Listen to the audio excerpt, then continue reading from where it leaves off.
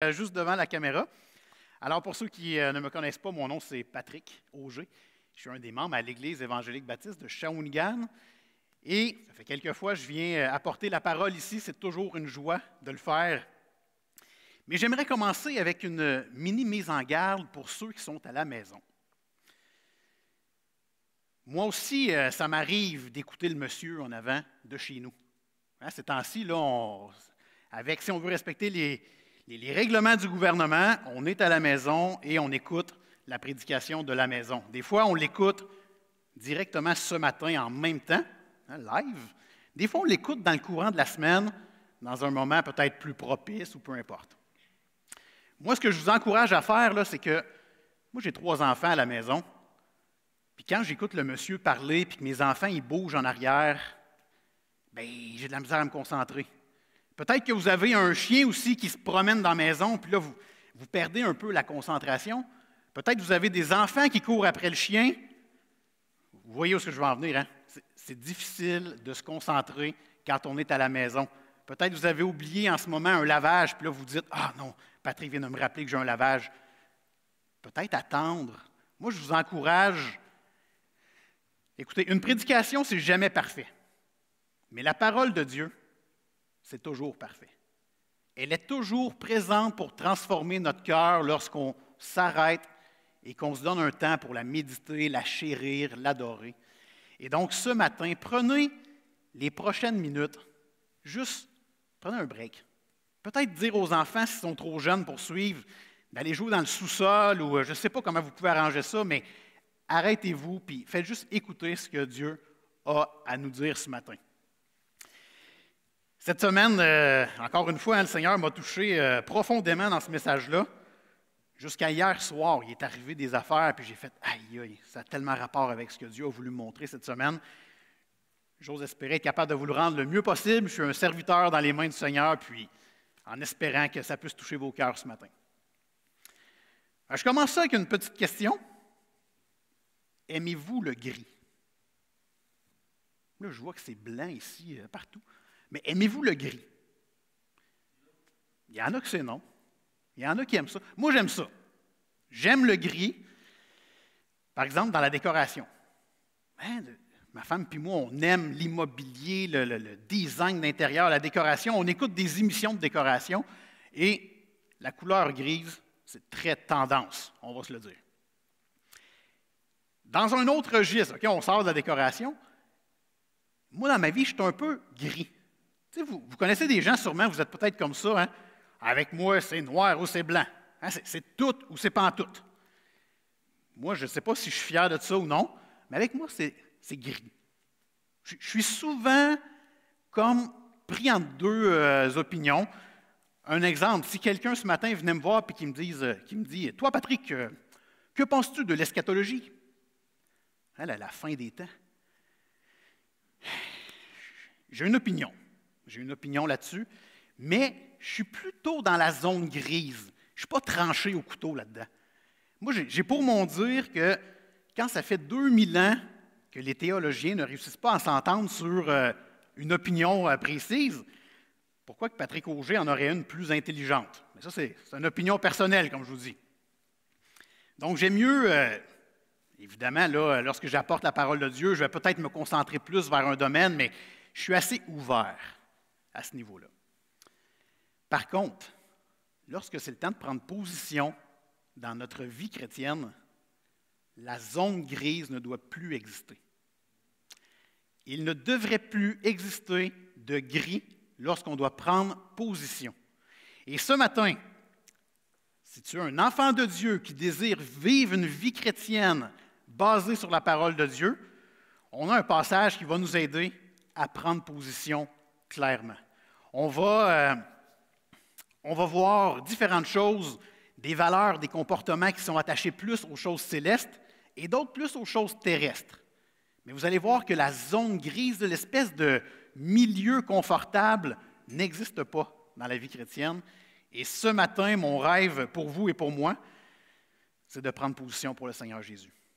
Même si ça va nous attirer peut-être les foudres de la communauté qui nous entoure, même si ce ne sera pas toujours facile, il y a quand même un meilleur monde qui nous attend bientôt au ciel avec le Seigneur. Donc, je vous invite à tourner avec moi dans Colossiens, le chapitre 3. Colossiens, chapitre 3, les versets 1 à 14. Et je suis tourné cette semaine dans un psaume, le psaume 51 que vous connaissez peut-être, qui parle de David qui se repent d'un péché qu'il a fait. Il est allé voir une autre fille, il n'aurait pas dû faire ça. Puis un prophète lui dit, écoute, mon cher David, tu as péché. Et dans le psaume 51, on le voit en train de se repentir, de demander pardon. Et il dit au Seigneur, lave-moi pour que je puisse être plus blanc que la neige. Puis là, je pensais en m'en venant sur le boulevard des Bois-Francs tantôt, on ne parle pas de cette neige-là, brune, gadou, là, sur le bord de la route. Plus blanc que la neige fraîche qui vient de tomber. David demande d'être plus blanc que ça. Et donc, ma prière pour vous ce matin, c'est qu'on puisse sortir d'ici en visant à être plus blanc que la neige et non pas rester dans la zone grise. Alors, on tourne dans Colossiens 3, les versets 1 à 14. Et là, je ne m'attendais pas à avoir des gens en avant de moi ce matin, quand je me suis préparé cette semaine. Donc, j'aime mieux vous dire, j'ai changé de Bible pour l'occasion et j'ai pris une version second 21. La raison, c'est que, écoutez, d'habitude, je prends toujours la Louis II, que la majorité des églises de notre association utilisent. Mais il y avait tellement des mots que je trouvais qui étaient moins adaptés à 2021, dans le passage d'aujourd'hui, que quand je suis tourné dans la seconde 21, j'ai fait je trouve que c'est plus adapté. Les mots, on les comprend mieux. Maintenant, ne soyez pas surpris si vous tournez dans votre version à vous, vous faites hey, c'est pas ça pantoute le mot. C'est sûr que c'est un synonyme. OK? Je n'ai pas changé les mots. Donc, je vous mets dans le contexte, OK? Parce qu'on n'est pas en train de faire la lettre aux Colossiens complète. Donc, il faut comprendre à la base comment que ça fonctionne. Cette lettre a été écrite par Paul lorsque Paul était en prison. Donc, déjà, ça vous donne une idée. Hein? Imaginez Paul en prison, ce n'est pas confortable, mais il a à cœur les Colossiens. Donc, les chrétiens de Colosse, hein, la ville de Colosse qui est située en Turquie, cette ville-là n'existe plus aujourd'hui. Elle a été détruite par un tremblement de terre pas très longtemps après que Paul ait envoyé une lettre à l'église là-bas. Cette lettre-là se veut une lettre préventive contre les hérésies.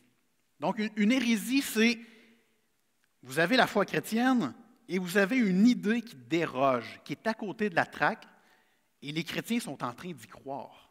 Et là, ils sont en train de mélanger la foi chrétienne en Jésus seul et autre chose. Il faut les comprendre, la ville de Colosse, c'est une ville où est-ce qu'il y avait des Juifs et des païens. Donc, les Juifs, bien, eux autres, ils respectent la loi juive. Les païens, ils croient en un paquet de dieux, un paquet de divinités. Donc, quand je dis qu'il faut les comprendre, c'est on vit un peu la même chose quand on arrive dans une église comme celle-ci. Tout notre bagage hein, qu'on a été élevé là-dedans, les outils que nos parents nous ont donnés à travers les années, bien, on arrive ici, puis des fois, c'est dur de s'en départir. Alors, les Colosses, c'est exactement ce qui arrive. Ils rentrent dans l'Église, ils veulent croire au Seigneur Jésus seul, mais pour eux, ça ne marche pas, juste ça. Il faut faire quelque chose d'autre pour avoir accès au paradis. Et là, Paul leur écrit une lettre de prévention pour dire « Wow, je pense qu'il y a quelque chose que vous n'avez peut-être pas saisi. » Et bien, vous allez voir cette lettre-là, si vous prenez le temps de la lire. Je l'ai lue cette semaine, en l'espace d'une demi-heure. Il y a 4 chapitres. Puis, on comprend bien mieux quand on lit les 4 chapitres ensemble. Et j'ai vraiment fait « Wow, ça c'est une lettre d'amour de Paul. Il ne veut pas que ses frères et ses sœurs se plantent. » Puis il leur écrit une lettre. Puis il y a des bouts de rough, on ne se le cachera pas, mais ça nous parle encore à nous aujourd'hui, en 2021. Vous savez, la chair, le monde qui est alentour de nous, ça exerce une influence très forte. Je ne pense pas que je vous apprenne quelque chose actuellement. Il le vivait à ce moment-là, il vivait une grande influence venant du monde extérieur, des gens qui côtoyaient, et c'est encore comme ça aujourd'hui. Donc, oui, la lettre a été écrite il y a plusieurs années, mais elle a encore un impact dans nos vies ce matin. Donc, le but de la lettre, c'est de contrer l'influence des fausses doctrines. Peut-être que ce matin, en tout cas moi cette semaine, j'ai vraiment fait « Aïe, pourtant je crois en Jésus seul, mais des fois, là, j'agis tellement à côté de la traque. » J'espère que vous allez avoir la même pensée en finissant. Alors, laissez-moi prier pour commencer, puis on attaque le passage par la suite. Seigneur Dieu, je suis vraiment content de voir mes frères et mes sœurs en avant de moi. Je m'attendais à être devant une caméra et j'ai des gens alentour. Mais il y a aussi des gens qui sont à l'autre bout de la caméra, puis on veut te remercier, Seigneur, pour la technologie. Il y a à peine quelques années, on ne pouvait pas faire ça. Et tu nous permets d'exercer notre foi en lieu sûr, de manière sécuritaire, dans un pays très confortable. On pourrait se laisser abattre par toutes les mesures sanitaires qui existent. Et Seigneur, à matin, je veux te dire, il n'y en est pas question qu'on se laisse abattre par ça. On veut te faire confiance. On sait que c'est pour un temps ce qu'on vit. Et c'est aussi pour un temps qu'on est sur cette terre. Pour tous ceux qui sont des enfants qui t'appartiennent, Seigneur, pour tous ceux qui ont remis leur foi dans les mains de ton Fils Jésus, pour tous ceux qui croient que Christ est mort à la croix avec nos péchés et qu'il est ressuscité aujourd'hui, Seigneur, on a un monde qui nous attend qui est beaucoup plus merveilleux. D'ici là, tu nous places sur cette terre pour être une lumière, pour pouvoir apporter ton évangile aux gens qui en ont besoin. Et dans un contexte de pandémie comme actuellement, on ne se le cachera pas, il y a des gens qui se cherchent. Et on est là, Seigneur, pour pouvoir les guider. Montre-nous les gens qu'on peut amener vers toi. Aide-nous à semer cette semence de ton évangile pour que tu puisses faire croître le fruit dans le cœur des gens. Merci pour ce passage ce matin, puis touche-nous profondément. Au nom de Jésus. Amen. Alors, on commence avec les versets 1 à 4 du chapitre 3. « Si donc vous êtes ressuscités avec Christ, recherchez les choses d'en haut, où Christ est assis à la droite de Dieu. Attachez-vous aux réalités d'en haut, et non à celles qui sont sur la terre. En effet, vous avez connu la mort, et votre vie est cachée avec Christ en Dieu. Quand Christ, notre vie, apparaîtra, alors vous apparaîtrez aussi avec lui dans la gloire. » Alors, excellent. Donc, on avait, ça commence notre chapitre 3 avec « si donc ». Ça commence quand même, toute personne qui enseigne la parole de Dieu, quand un passage commence avec « si donc » ou avec « mais », il faut aller voir avant, c'est quoi le sujet, sinon on pourrait partir sur une méchante dérape. Alors, le passage juste avant, dans le chapitre 2, on voit que Paul est en train de leur dire « Hey gang, là vous êtes en train de respecter des lois humaines, mais vous êtes supposés être ressuscités avec Christ. » Puis, on a un passage juste avant, les versets, chapitre 2, verset 20. « Si vous êtes morts avec Christ aux principes élémentaires qui régissent le monde, pourquoi, comme si vous viviez dans le monde, vous soumettez-vous à toutes ces règles? Ne prends pas, ne goûte pas, ne touche pas. » C'était le problème des Colossiens. Ils obéissaient à des règles, pensant que c'était mieux pour leur spiritualité, alors qu'ils étaient à côté de la traque.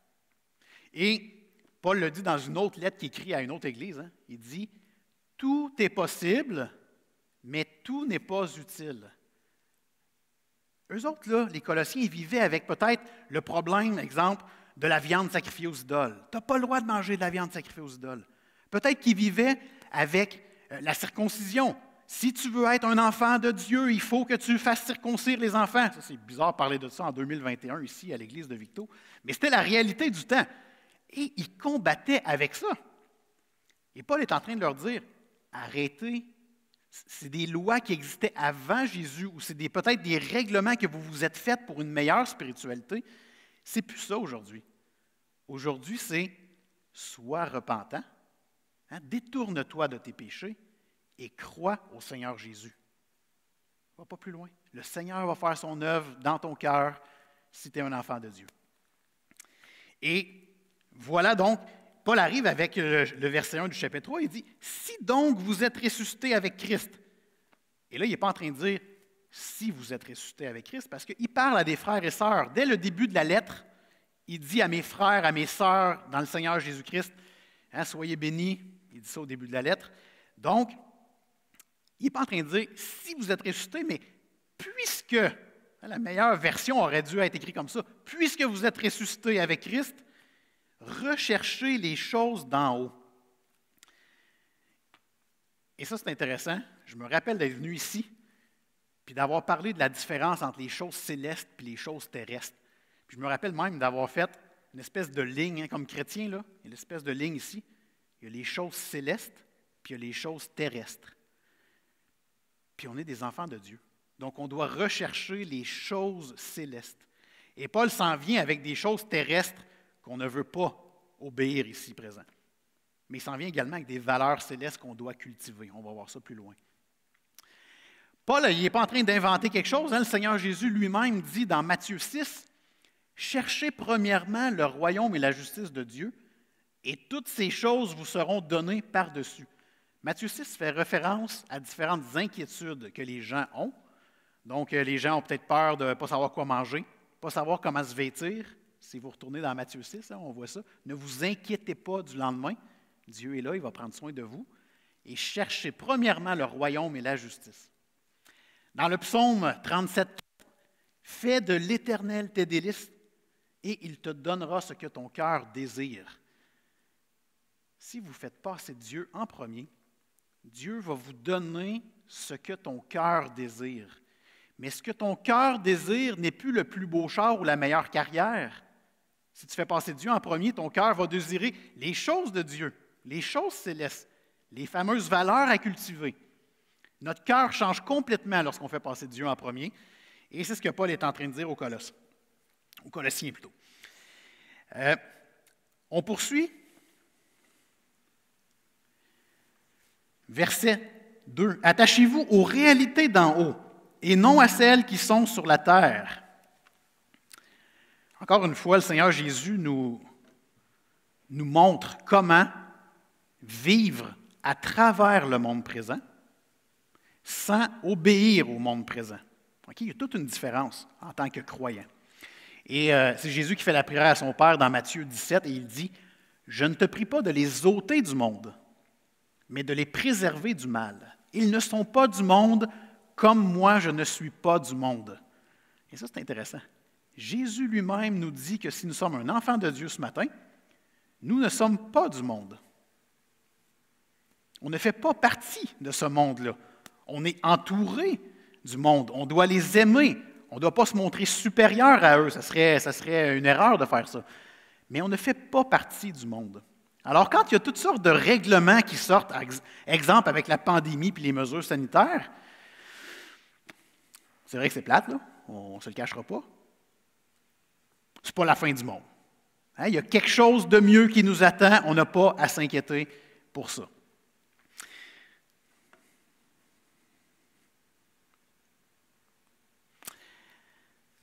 Regardez le verset 3. « En effet, vous avez connu la mort et votre vie est cachée avec Christ en Dieu. » Vous avez connu la mort. Paul parle aux Colossiens. Ça nous touche, nous aussi, ce matin. Si nous avons remis notre vie dans les mains du Seigneur Jésus, si le Saint-Esprit est venu nous toucher en même temps de tout ça, nous avons connu la mort. Et Paul dit dans la lettre aux Galates, « J'ai été crucifié avec Christ. Et si je vis, ce n'est plus moi qui vis, c'est Christ qui vit en moi. » Cette semaine, c'est la première fois de ma vie que je comprends ce passage-là.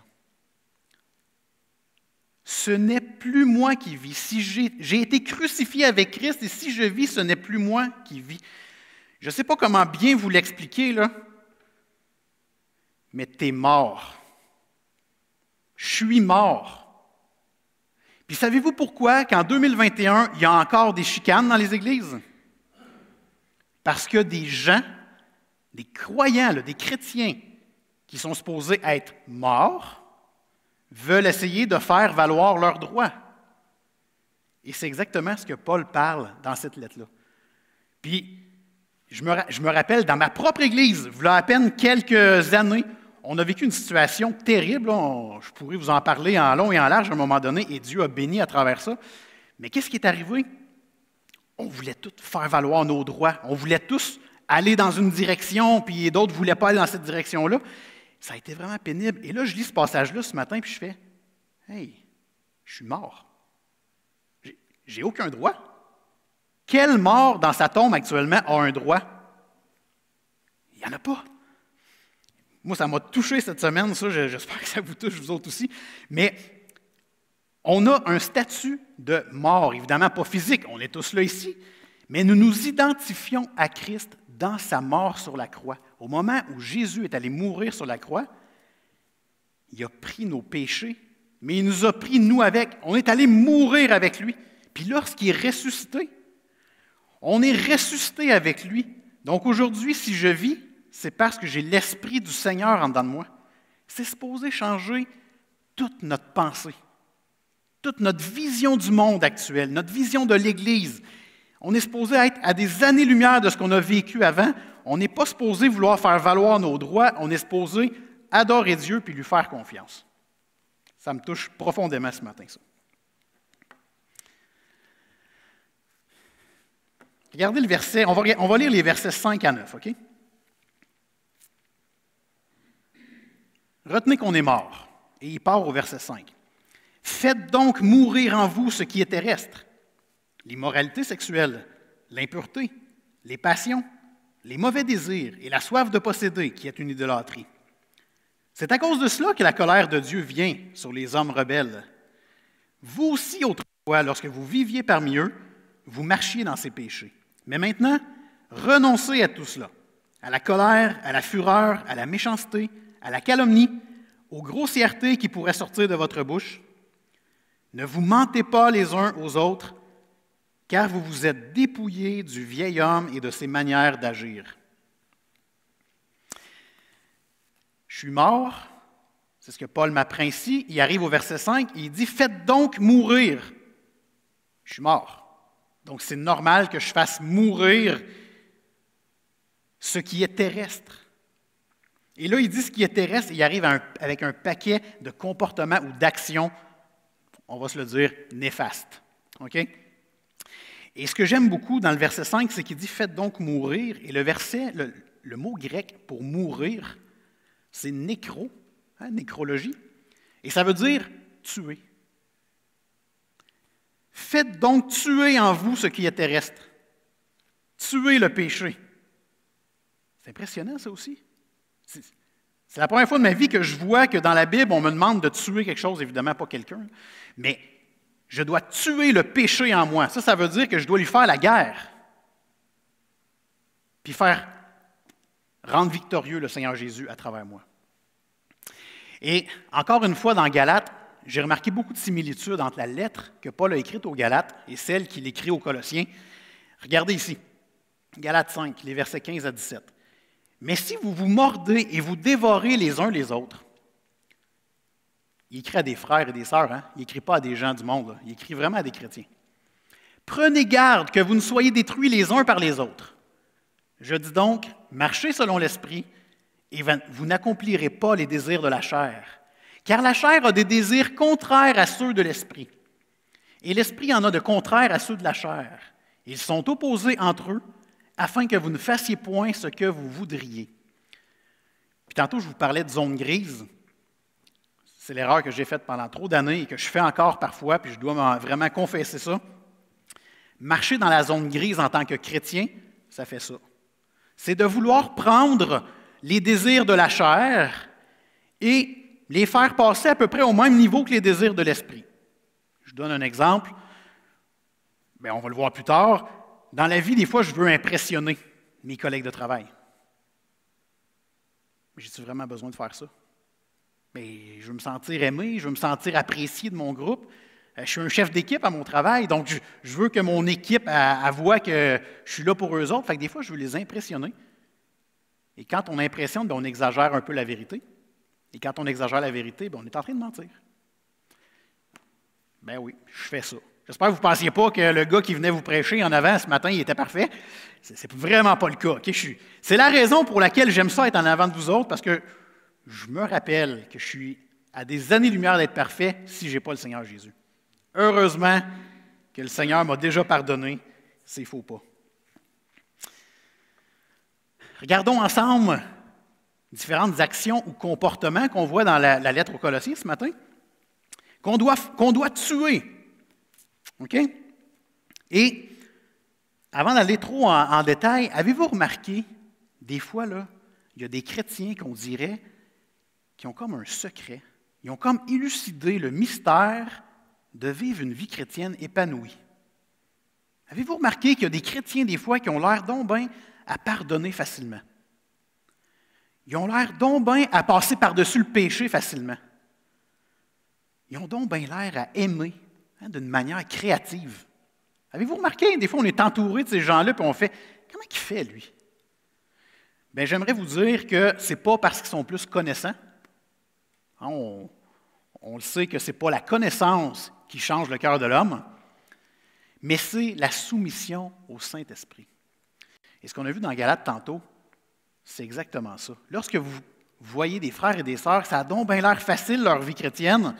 Ce n'est pas nécessairement plus facile dans tous les domaines de leur vie, mais ils ont cette facilité de se soumettre au Saint-Esprit. Ils ont fait tuer le péché en eux, ils ne veulent pas tomber là-dedans, ils s'en détournent et ils font confiance au Saint-Esprit dans leur vie. Quel exemple! C'est en méditant la parole, en restant près de la parole, en louant le Seigneur, en s'entourant de frères et sœurs. Il y a plein de petites choses qu'on peut faire qui vont faire en sorte que le fruit de l'Esprit va grandir en nous. Mais là, regardez des actions, des comportements qu'on doit vraiment mettre de côté. Et c'est une liste, ni plus ni moins, que Paul écrit. Et si je vous posais la question, laquelle avez-vous chuté cette semaine? Je ne vous poserai pas la question, je me l'ai posée. Il y en a beaucoup. Malheureusement, il y en a beaucoup. Malheureusement puis heureusement, à chaque fois que je tombe, je me rappelle que le Seigneur Jésus m'a déjà pardonné. Je n'ai pas à m'inquiéter pour la suite. Il est mort à la croix pour ça. Mais quand même, c'est important de le savoir. Des choses qu'on doit mettre de côté, l'immoralité sexuelle, l'impureté dans nos actions, nos pensées, nos gestes, nos paroles, les passions. Peut-être dans votre version de Bible, il n'y a pas écrit les passions actuellement, mais les passions, c'est des désirs forts et non réfrénés. Par exemple, des dépendances. Dépendance à l'alcool, à la drogue, à la pornographie. Ce sont des désirs forts et non réfrénés. On doit mettre ça de côté. On doit tuer le péché. Les mauvais désirs, vouloir du mal à quelqu'un, en tant que chrétien, c'est un mauvais désir. La soif de posséder. Vous vous rappelez sûrement d'une histoire, il y a un gars qui va voir Jésus et qui lui dit « Maître, que dois-je faire pour hériter de la vie éternelle? Qu'est-ce que je peux faire pour aller au paradis? » Puis Jésus, qu'est-ce qu'il lui dit? « Vends tout ce que tu as, puis suis-moi. » Qu'est-ce que le gars a fait? Il est parti tout triste. Parce qu'il y avait de grands biens. Il était riche, mais il n'était pas prêt de se départir de ça. Et il faut faire attention ici. Dieu a béni des gens riches. J'en connais des chrétiens riches et qui sont généreux d'une manière que je ne serais jamais capable d'atteindre. Dieu bénit les gens riches. Le problème ici, c'est la soif de posséder. C'est de désirer à tout prix être riche. Ça, on doit mettre ça de côté. Jésus dit encore dans Luc 12, 15 que la vie d'un homme ne dépend pas de ses biens, de ses richesses. La Bible entière nous apprend que ça dépend de son cœur. Et pour tuer le péché, je reviens souvent avec ce mot-là, mais c'est quand même le plus fort qui existe, il faut se repentir de nos péchés. Au Québec, on n'utilise tellement pas ça, ce mot-là, mais il y a une force qui veut dire « je dois faire demi-tour ». Je m'enligne pour pécher. Non, je ne m'en vais pas là, je m'en vais l'autre bord, vers la grâce de Dieu. C'est carrément ça. Là. On ne fait pas juste, je vais passer à côté, puis je vais toucher à mon péché, puis je vais continuer. Non, non, non, je m'en vais, j'ai peur. C'est carrément comme ça qu'on doit agir comme chrétien. On voit la colère, la fureur. La colère, c'est intéressant parce que lorsqu'on fait une petite étude de la Bible, on voit que Dieu a déjà été en colère, mais contre le péché. Moi, quand je suis en colère, c'est souvent contre quelqu'un ou contre une situation. Oui, des fois, c'est contre le péché, mais quand je me mets en colère, c'est jamais dans la manière que Dieu se met en colère. Habituellement, je pêche quand je suis en colère. La méchanceté. Donc, la méchanceté, c'est d'avoir une attitude hostile, de manifester de l'agressivité, se conduire en ennemi, vouloir faire la guerre. Tous des comportements à mettre de côté, à tuer. La calomnie, des accusations fausses, des mensonges qui attaquent la réputation, l'honneur de quelqu'un. Et tout aussi bien de vous le dire, hein? Hier, j'ai chuté là-dedans. Je me suis dit, je leur dis-tu ou je leur dis pas? Ah, je leur dis. La calomnie, c'est facile de tomber là-dedans. Regardez bien l'histoire qui m'est arrivée. Ma femme me montre quelqu'un sur Facebook qui a un nouveau, qu'on pense qu'il y a un nouveau chum, je ne le sais même pas. Puis le chum, il est posé en chess. Puis évidemment, quand tu te poses en chess, tu n'as pas juste un abdominaux. Tu sais, d'habitude, tu as les 6 là, qui sortent ici. Là. Tu sais, c'est beau. Là. Puis des fois, moi, je me pose en chess, mais j'ai 3 abdominaux. Mais ce n'est pas pour les mêmes raisons. Mais où est-ce que qu'est-ce que vous pensez que j'ai dit? Je ne suis vraiment pas fier de moi, là. J'ai dit à ma femme, moi, des couples qui sont basés sur le corps, ça ne dure jamais bien longtemps. Sérieux, là. En disant ça, là, ça m'a pris une couple de minutes pour réfléchir. Puis là, je suis bien imbécile. C'est comme si tous ceux qui ont 6 abdominaux, ils n'ont pas le droit d'avoir un couple heureux, là. Fait en ayant fait de la calomnie ici, hein, qu'est-ce que vous pensez qui a ressurgi dans tout ça? Je n'ai pas juste péché avec la calomnie. J'ai péché parce que je l'enviais, j'étais jaloux, j'avais de l'orgueil. Vous voyez là toute la tornade qui a embarqué avec juste de la calomnie. Je vous le confesse ce matin. Je l'ai confessé à Dieu aussi. On passe à autre chose. Mais quand même, je veux vous dire que moi, j'ai lu ça et j'ai fait « Aïe, aïe, aïe, je suis tellement à des années-lumière de respecter tout ça. Heureusement que le Seigneur Jésus m'a déjà pardonné. » On continue. Les grossièretés qui sortent de votre bouche ou de votre Facebook. Puis ça m'a fait penser à ça. Vous savez, quand la Bible a été écrite, Facebook n'existait pas. Les réseaux sociaux n'existaient pas. Mais la Bible nous enseigne que ce qui sort de notre bouche est le prolongement du cœur. Jacques, dans sa lettre qu'il a écrite, mentionne, au chapitre 3, il compare la langue à un petit feu qui embrase une grande forêt. Un si petit membre dans la bouche peut autant bénir que maudire. C'est fou ça, hein?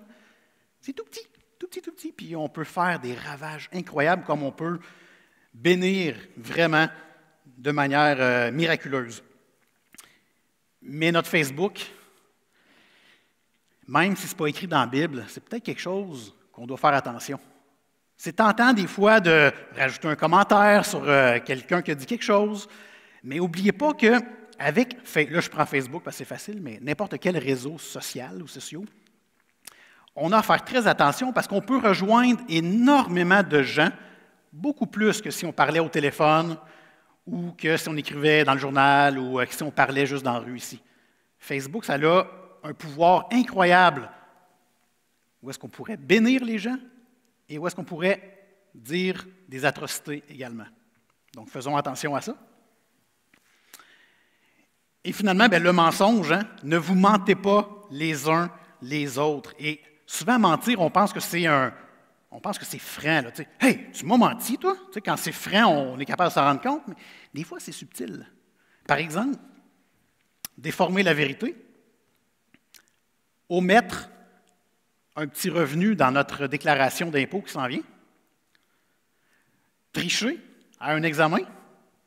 Hein, je me rappelle d'un gars à l'école, c'était au cégep, on avait le droit à nos casquettes, puis quand ça n'allait pas bien une question, il se mettait de même, puis là, il faisait « aïe, aïe, aïe », puis là, il descendait sa casquette, puis il avait mis ses réponses dans la casquette de même. Mais c'est ça, c'est tricher. Peut-être également exagérer dans une discussion, dans le but de se montrer intéressant. Hein, je vous l'ai dit tantôt, je l'ai déjà fait, ça. Versets 6 et 7. « C'est à cause de cela que la colère de Dieu vient sur les hommes rebelles. » La colère de Dieu vient sur les hommes rebelles. Et verset 7. « Vous aussi autrefois, lorsque vous viviez parmi eux, vous marchiez dans ces péchés. » Ça ne fait pas si longtemps que ça qu'on marchait dans ces péchés-là. Mais gloire à Dieu, au moment où vous avez pris la décision de suivre le Seigneur Jésus, que vous avez remis tout pouvoir sur votre vie à Jésus-Christ, que vous croyez qu'il est allé mourir à la croix avec toutes vous, puis que maintenant c'est lui qui vit en vous. Puis qu'à chaque jour, vous vous efforcez de vouloir l'imiter, même si ce n'est pas toujours facile. Romains 8:1. Il n'y a donc maintenant aucune condamnation pour ceux qui sont en Jésus-Christ. Alors ici présent, je ne vous connais pas tous, mais je suis capable, je ne suis pas en train de vous juger, je pense plus que c'est un fait, je suis capable de dire que tout le monde dans la prochaine année va pécher. J'ai pris la prochaine année d'un coup qu'aujourd'hui, vous ne le faites pas. Là. Mais dans la prochaine année, je suis pas mal sûr que je ne me tromperai pas. Mais savez-vous quoi? Si vous êtes un enfant de Dieu, il n'y a plus de condamnation pour vous. Vous êtes déjà pardonné. Le ciel vous attend. Ça ne veut pas dire qu'on doit pratiquer le péché. On ne peut pas faire ça. Mais est-ce qu'on va encore pécher? Oui. Ce n'est pas d'être pessimiste, c'est la réalité. On confesse, on remet ça au Seigneur Jésus, puis on repart. On ne reste pas dans la culpabilité. Il nous a déjà pardonné. On demande pardon à ceux qu'on a fait du mal, puis on fonce. Versets 10 à 14. Vous avez revêtu l'homme nouveau qui se renouvelle pour parvenir à la vraie connaissance, conformément à l'image de celui qui l'a créé. Il n'y a plus ni juif ni non-juif, ni circoncis ni incirconcis, ni étranger, ni sauvage, ni esclave, ni homme libre, mais Christ est tout et en tous. Ainsi donc, en tant qu'être choisi par Dieu, saint et bien-aimé, revêtez-vous de sentiments de compassion, de bonté, d'humilité, de douceur, de patience. Supportez-vous les uns les autres et, si l'un de vous a une raison de se plaindre d'un autre, pardonnez-vous réciproquement. Tout comme Christ vous a pardonné, pardonnez-vous aussi. Mais par-dessus tout cela, revêtez-vous de l'amour qui est le lien de la perfection. C'est intéressant ici, on voit dès le verset 10 que nous avons revêtu l'homme nouveau qui se renouvelle pour parvenir à la vraie connaissance. Donc, je ne suis plus le Patrick Auger d'avant ma nouvelle vie en Jésus-Christ. Je suis une nouvelle créature. Et Paul le dit dans une autre lettre, 2 Corinthiens 5, 17. Si quelqu'un est en Christ, il est une nouvelle création. Les choses anciennes sont passées. Voici, toutes choses sont devenues nouvelles. Changement de vie total. Ça paraît peut-être pas toujours à tous les jours, mais on doit viser ça à tous les jours. Et c'est ce qu'on appelle la persévérance dans la sanctification. À tous les jours, je vise d'être plus blanc que la neige. Puis quand j'ai commencé ma vie, j'étais brun sale comme sur le bord d'une route qui a reçu pas mal de calcium, mais je vise de plus en plus à ressembler à la neige fraîche qui tombe pour être plus blanc, purifié, comme le Seigneur Jésus. Au verset 11, lorsque Paul dit « Il n'y a plus ni juif, ni grec, ni étranger, ni riche, ni pauvre, ni blanc, ni noir, ni jaune. On est tous sur le même pied d'égalité en tant que croyants devant notre Père éternel. » Puis ça, c'est ce qui est beau. Et c'est ce qu'on oublie parfois. Certainement qu'il y a des différences dans les dons. On est capable de le voir. Dieu nous enseigne qu'il va donner des dons différents à chacun de nous. Certainement qu'il va y avoir des différences dans les récompenses célestes. On le voit dans le livre de l'Apocalypse. Certainement que les récompenses vont être différentes à chacun. Mais présentement, sur Terre, il n'y a aucune différence basée sur le statut social, le type de carrière, le pays d'où tu es né, la famille dans laquelle tu as été élevé. Bien qu'on a tous des outils différents, devant Dieu, nous sommes tous sur le même pied d'égalité. Et les Colossiens avaient besoin de comprendre ça parce que, veut pas, les Juifs qui sont rentrés dans l'Église pensaient qu'ils étaient un peu meilleurs parce qu'ils connaissaient la loi, sans dire par cœur, ils la connaissaient beaucoup. Et les païens, c'était ceux qui croyaient en plein d'autres affaires, eux aussi sont rentrés dans l'Église. Et là, ça créait des frictions dans cette Église-là. Est-ce que dans l'Église de Victoriaville, il y a des frictions entre les gens qui sont nés dans une famille chrétienne et ceux qui arrivent d'un endroit plus difficile? Je ne sais pas. Je ne sais pas, mais ça se pourrait. Mais devant Dieu, On est tous sur le même pied d'égalité. Regardons 8 actions ou comportements que nous devons cultiver. Et c'est ce qu'on appelle les choses célestes. Et là, c'est intéressant. Encore une fois, hier, j'ai allumé.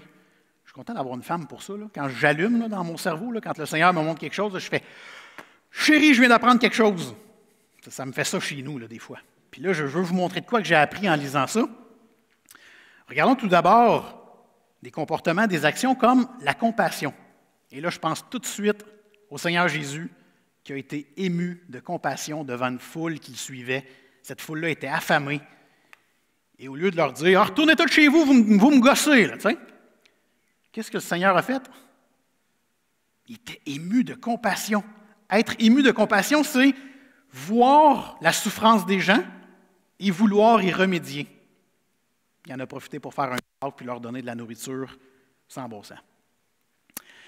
La bonté, l'humilité, qui est le contraire de l'orgueil, l'absence d'orgueil, la douceur, la patience. La patience, c'est probablement, si je parle pour moi, un des éléments qui est le plus dur dans ma vie. Patrick, et être patient, mettons, je vous ai déjà parlé de l'orgueil, là, je suis en train de travailler là-dessus. Là, le prochain que j'ai à travailler, c'est la patience. Ça, c'est vraiment dur. La patience, c'est l'attitude à avoir face à la provocation. La patience nous aide à développer notre endurance dans la souffrance. Et la patience nous aide à endurer les offenses. Souvent, on veut tout régler tout de suite quand on a des problèmes avec les gens. Ce n'est pas toujours comme ça que ça se passe. Développons notre patience. Le support aux autres frères et sœurs. Paul dit « supportez-vous les uns les autres ». Et c'est très facile de supporter.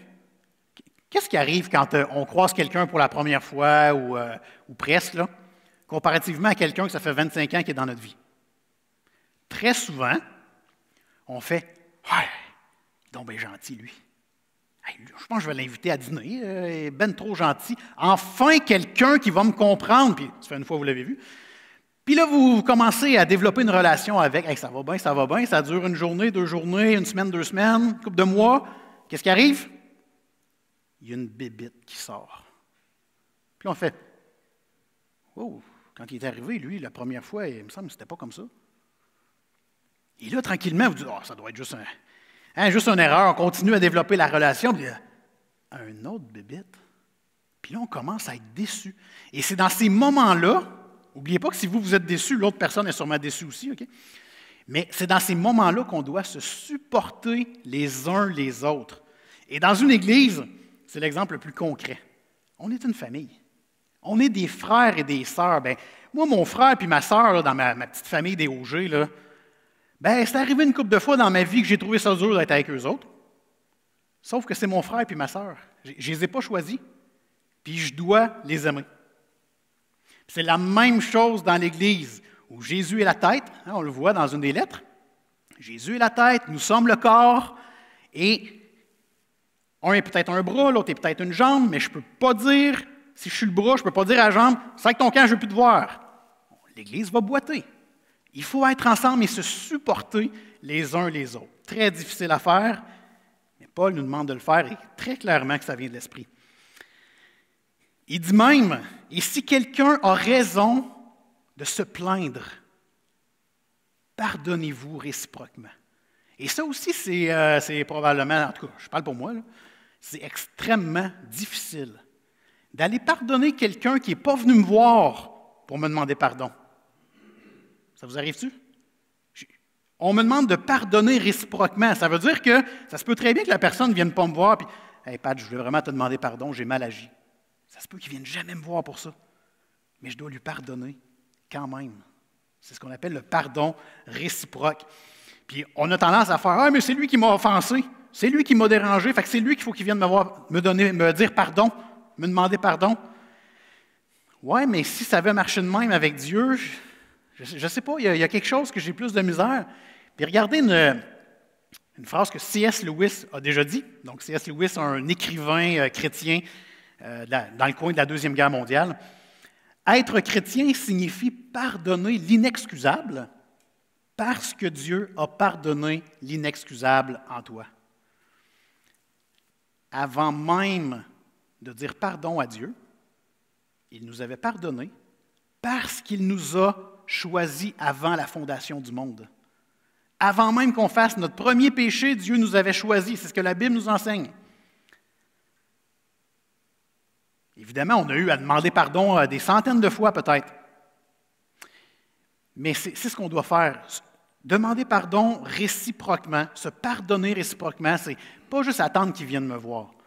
Quand on attend que la personne vienne nous voir, souvent ce qu'on va faire, c'est « Il va-tu venir un matin? Ah, pas venu, pas de pardon. » On n'est pas en train de développer la relation en faisant ça, vous savez. Et regardez, ça c'est ce qui m'a touché le plus, je m'en suis rendu compte hier. Donc, on a un paquet de choses qu'on considère comme étant des valeurs célestes. La compassion, la bonté, l'humilité, la douceur, la patience, se supporter les uns les autres, se pardonner réciproquement. Verset 14. Mais par-dessus tout cela, revêtez-vous de l'amour, qui est le lien de la perfection. Et l'amour, c'est comme une ceinture qui englobe toutes les fameuses valeurs qu'on vient de voir, comme l'humilité, la bonté, la douceur. L'amour encercle tout ça. Et évidemment, le Seigneur Jésus nous le rappelle dans Matthieu 22, des commandements comme croyant. Tu aimerais le Seigneur, ton Dieu, de tout ton cœur, de toute ton âme et de toute ta pensée, et tu aimeras ton prochain comme toi-même. Et hier, j'ai allumé que les belles valeurs célestes, s'il n'y avait pas l'amour par-dessus ça, c'était de l'hypocrisie. Si tu es patient avec quelqu'un, que tu lui haïs la face, tu es juste un hypocrite. Je suis un hypocrite. L'amour doit revêtir tout ça. Au moment où on aime la personne en face de soi, ça va être facile de développer tout ce qu'on appelle des valeurs célestes. On va être capable de les cultiver. Donc, l'amour doit transcender tout ça. Et là, je pensais à 1 Corinthiens 13, je pensais à un paquet d'endroits où Jésus a démontré de l'amour pour des gens qui n'étaient pas aimables. Puis là, je faisais, aïe, c'est vrai pareil. Si je suis patient avec quelqu'un que je n'aime pas, ça ne donne rien. Si je suis doux, je veux juste lui montrer que je suis bon. Mais si je l'aime, ça fait toute la différence. C'est là qu'il va y avoir des changements de cœur. En conclusion, premièrement, reconnais que tu as besoin de Jésus dans ta vie. Peut-être ce matin, tu m'écoutes peut-être à la TV ou tu es ici présent, peut-être tu te dis, je suis prêt. Je veux remettre ma vie dans les mains du Seigneur. Je vous encourage à faire le pas maintenant. Il n'y a rien de compliqué à la base. À la base, c'est de reconnaître que tu as besoin d'un sauveur. Reconnaître que les valeurs terrestres, les choses terrestres, tu en as fait au moins un là-dedans. Okay, la colère, l'amertume, l'orgueil, n'importe quoi. Là. Reconnaître que sans Jésus-Christ, tu n'es rien. Jésus est le sauveur envoyé par Dieu. C'est lui qui nous libère de nos péchés. Crois-le. Crois qu'il est allé mourir à la croix pour tes péchés. Il t'a même amené avec lui pour te libérer totalement. 3 jours après, il est ressuscité et c'est le Saint-Esprit qui vit en dedans de toi. Je dis que c'est simple, mais en même temps, je suis sûr que tu te dis en ce moment, « Ouais, ça a l'air simple demain, mais je fais comment? » Ça, je l'ai vécu moi aussi, il y a 20 ans à peu près. Comment je fais? Gênez-vous pas à aller voir un pasteur de l'Église, peut-être la personne qui vous a donné le lien Internet. Allez la voir. Comment je fais? Allez voir votre ami que vous connaissez qui est chrétien. On va vous aider. On va vous aider à marcher dans les voies du Seigneur. Je comprends qu'au début, si on est laissé à nous-mêmes, ça peut être pas évident, mais allez voir quelqu'un qui peut vous aider là-dedans. Si ce matin, ça fait plusieurs années que tu es chrétien, reconnais quand même que tu as besoin de Jésus dans ta vie. Écoutez, j'ai sorti toute la liste des choses à ne pas faire, là, on va le dire comme ça. Je dois en avoir fait la moitié dans les 6 derniers mois, là, peut-être plus. Et plusieurs fois, j'ai besoin de Jésus. Je suis constamment en train de déraper, mais heureusement, Jésus m'a déjà pardonné. Et c'est comme ça que je ne tombe pas dans la culpabilité, dans la honte. Je pourrais être en petite boule d'un coin, je pourrais dire, je ne suis pas digne de prêcher ce message-là ce matin. Non, je ne veux pas tomber là-dedans. Le Seigneur m'a pardonné. Et en plus, je garde les yeux sur les choses célestes, sachant que j'ai une meilleure vie qui m'attend bientôt. Au paradis. Là où il n'y aura plus de grincement dedans, il n'y aura plus de stress, il n'y aura plus ces fameuses choses terrestres-là où est-ce qu'on tombe à l'occasion. Deuxièmement, prends la ferme intention de mettre fin au péché dans ta vie. Je pense que l'expression ici, tuer le péché, c'est ce qu'on doit se rappeler. Faites la guerre au péché. Pas la guerre aux pécheurs à côté de vous, la guerre au péché. On s'éloigne du péché, on met ça de côté. Je ne sais pas combien de fois aujourd'hui j'ai dit le mot péché, j'espère que vous avez compris. Hein. Des fois, on dit des mots en avant ici que si je vais dans la société, ils vont me trouver un peu spécial. Mais la Bible en parle des centaines et des centaines de fois. Je prêche la Bible. Donc, c'est vraiment, mettez ça de côté, ce fameux péché-là. Et troisièmement, je me trouvais bien drôle en l'écrivant, puis là, je regarde, puis c'est même plus drôle. Garde le gris pour ta décoration, hein? Pas pour la vie chrétienne. Mais c'est encore vrai. Reste pas dans la zone grise. Tu sais, l'endroit qu'on considère confortable, qu'on peut faire autant plaisir aux gens qui nous entourent, qu'aux gens à l'Église, qu'à Dieu. Non, on doit prendre position. Et lorsqu'on prend position pour Christ, on n'est pas dans le gris. On vise d'être plus blanc que blanc. Amen. On va prier pour terminer ça. Seigneur, j'ai tellement eu du bon temps dans ta parole cette semaine. Merci de m'offrir ces occasions-là, de pouvoir te servir de cette façon. Je te prie, Seigneur, pour les gens qui ont pu entendre. Je t'en supplie, Seigneur, que personne ici soit venu pour écouter Patrick, mais que tout le monde soit ici pour entendre ta parole. Que tout le monde désire te suivre, désire te chérir, désire t'adorer. Et on a vu ce matin un passage, sérieusement, c'était troublant pour ma propre vie, donc j'imagine qu'il y a des gens ici qui sont peut-être troublés. Mais c'est ta parole, elle est puissante et fait le changement dans nos cœurs, Seigneur. On te demande de nous montrer ta grâce, on te remercie de nous avoir pardonné et on te demande de sauver encore en 2021 les gens qui ont besoin de ton aide, les gens qui reconnaissent qu'ils sont pécheurs et que sans toi, ils ne sont rien. Seigneur Dieu, merci pour Jésus qui est le chemin à suivre pour aller à toi dans un monde meilleur qu'on appelle le paradis. On a hâte d'être là, Seigneur, à tes côtés pour toujours, dans un endroit merveilleux. Et que ton nom soit glorifié dans nos vies d'ici là, Seigneur. Merci de te servir de nous à Victoriaville et jusqu'aux extrémités de la terre pour présenter la bonne nouvelle de Jésus-Christ aux gens. Amen.